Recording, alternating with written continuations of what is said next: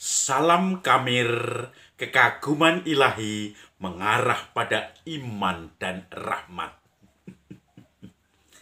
Saudara-saudari yang terkasih, kalau kita mau ikut orang pergi keluar jalan-jalan, atau kita juga diajak orang, sekarang yang paling utama adalah dengan masker dan hand sanitizer. Persediaan yang harus melekat dalam diri kita, yaitu masker dan hand sanitizer. Kalau perlu, 1 pak masker harus kita bawa supaya kita aman kemana-mana. Saudara-saudari yang terkasih, Injil hari ini sama dengan Injil kemarin hari Minggu, berbicara tentang Yesus dan murid-muridnya yang mau mengikuti Yesus. Hari ini dari Injil Matius, kemarin dari Injil Lukas. Dari Injil Matius ada seorang ahli Taurat yang menemui Yesus dan mengatakan, "Guru, aku ingin selalu mengikuti engkau kemanapun engkau pergi." Tetapi kalau dalam Injil Lukas kemarin, salah seorang pengikut mengatakan di dalam perjalanan, "Guru, saya ingin mengikuti engkau kemanapun engkau pergi." Lalu Yesus pun menjawab, "Serigala mempunyai liang, burung mempunyai sarang, tetapi anak manusia tidak punya tempat untuk meletakkan kepalanya." Saudara-saudari yang terkasih, ada orang lagi datang kepada Yesus. "Guru, saya ingin mengikuti engkau, tetapi izinkan saya dulu mengubur orang tua saya." Lalu Yesus menjawab, "Kamu ikutlah saya. Biarkan orang mati mengubur orang mati." Yang kemarin masih ditambah. Ada orang yang mau ikut Yesus, tetapi dia, "Izinkan saya pamitan dulu dengan orang tua saya." Yesus menjawab, "Barang siapa yang siap untuk membajak, tapi menoleh ke belakang, dia tidak layak untuk kerajaan Allah."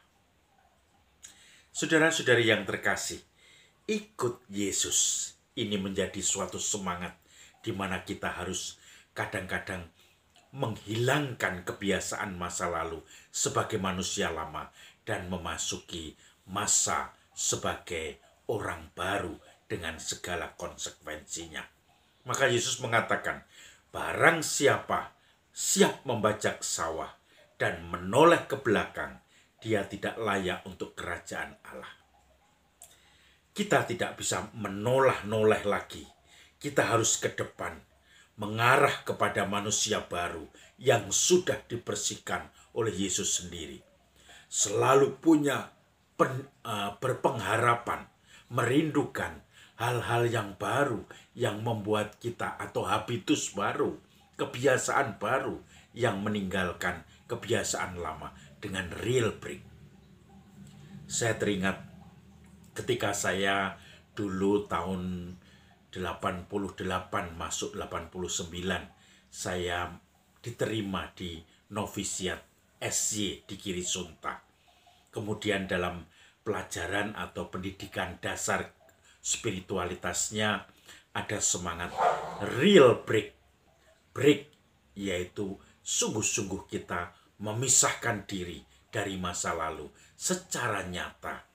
Maka kadang-kadang kalau ada teman frater yang cerita masa lalu ketika SMA, kebetulan saya mempunyai beberapa teman SMA dari De Brito yang masuk ke novisiat SY waktu itu. Ketika cerita tentang suasana De Brito, nanti pasti ada frater lain yang mengatakan real break, mengingatkan supaya tidak perlu diceritakan lagi masa-masa lalu itu. Karena sekarang kita hanya siap untuk diolah secara rohani dalam pendidikan dasar di novisiat itu. Maka kemudian saudara-saudari yang terkasih, apa-apa yang berbau masa lalu harus kita real break-kan. Kita harus lepas bebas.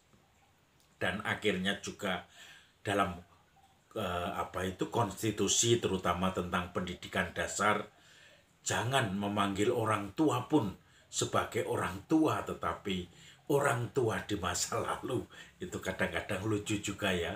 Tetapi intinya adalah bahwa kita mencoba untuk menjadi orang baru, untuk menjadi murid Kristus yang siap diutus, tidak melekat kepada masa-masa lalu, kepada ikatan-ikatan keluarga, tetapi hanya ikatan Tuhan. Kalaupun ada ikatan keluarga, dirohanikan semuanya itu. Saya teringat ketika saya jengkel sekali waktu di novisiat. Paman saya itu datang dari Bantul naik bis untuk ke Girisonta. Mungkin sekitar 3 jam itu perjalanan. Kemudian menemui pimpinan atau magister dan ingin memberitahu bahwa kakek saya meninggal. Tetapi tidak diizinkan, bahkan menemui saya pun tidak diizinkan. Sudah 3 jam naik bis hanya untuk memberitahu itu. Bahkan ketemu saya saja tidak diizinkan. Karena di pendidikan itu kita harus terpisah dari suasana luar. Kalau kita keluar mungkin ada acara-acara tertentu berdua-dua, jalan di sekitar komplek novisiat itu, dan sambil sharing, saling mengembangkan. Dan nanti pun akan melaporkan, namanya presentasi, kepada Romo Magister apa yang dia dapat dari perjalanan keluar itu. Melihat apa, merenungkan apa yang dipelajari dan dipetik dari buah-buah rohani itu. Itu selalu seperti itu kalau keluar dari komplek novisiat itu. Maka saudara-saudari yang terkasih, setelah sekitar 1 bulan, saya diberitahu oleh Romo Magister dan pendamping saya, pendamping rohani, bahwa kakek saya meninggal. Saya jengkel sekali. Mereka tidak tahu kedekatan saya dengan kakek saya sampai tidak memberitahu itu.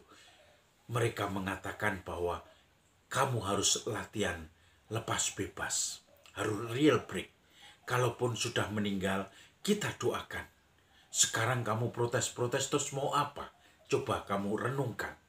Sekarang akan lebih tidak mengganggu kamu kalau kamu diberitahu pelan-pelan, daripada ketika kamu diberitahu nanti pikiranmu akan kacau. Maka saya diberi masukan itu.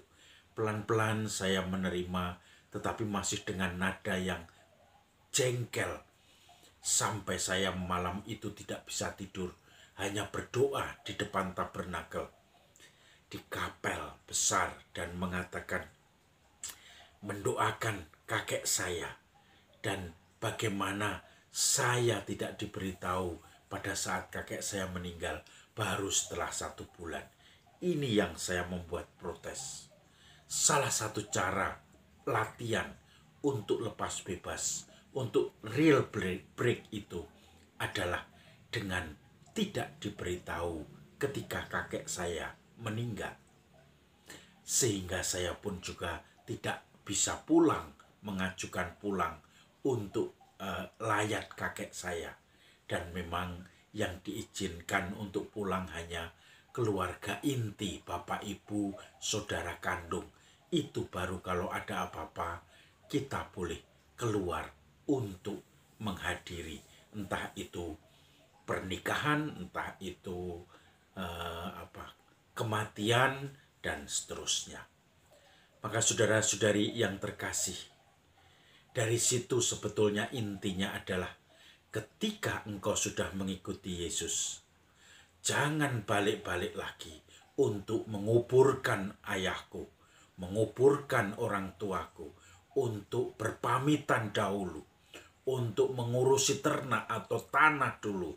Tetapi semuanya harus ke depan ketika kita sudah merasakan bagaimana kita mengenal Kristus.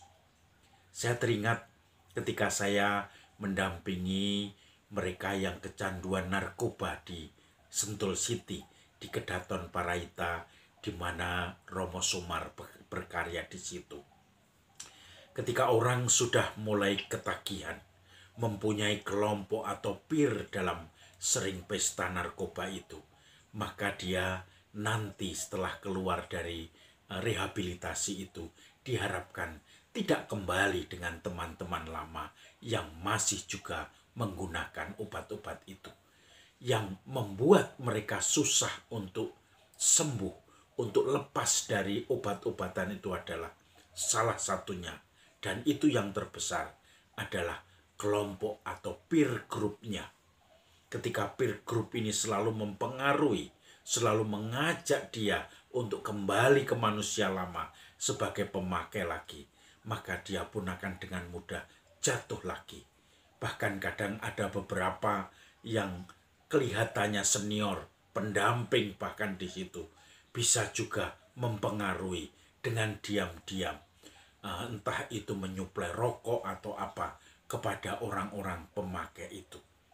Maka ini menjadi semacam warning bahwa kita memang kalau ingin lepas dari narkoba itu untuk hidup baru, maka kita harus menghindari sekecil-kecilnya kemungkinan kita jatuh lagi untuk kehidupan lama kita, yaitu dengan selalu memperbaharui diri, merindukan, mendoakan bahwa kita selalu diberi berkat Tuhan untuk menghidupi habitus baru kita, orang baru kita setelah kita mengikuti Kristus dalam kehidupan kita. Saudara-saudari yang terkasih, mari kita ikut Yesus kemanapun ia pergi, walaupun tidak punya liang, tidak punya sarang, tidak punya tempat untuk meletakkan kepalanya. Salam Kamir, kekaguman ilahi mengarah pada iman dan rahmat.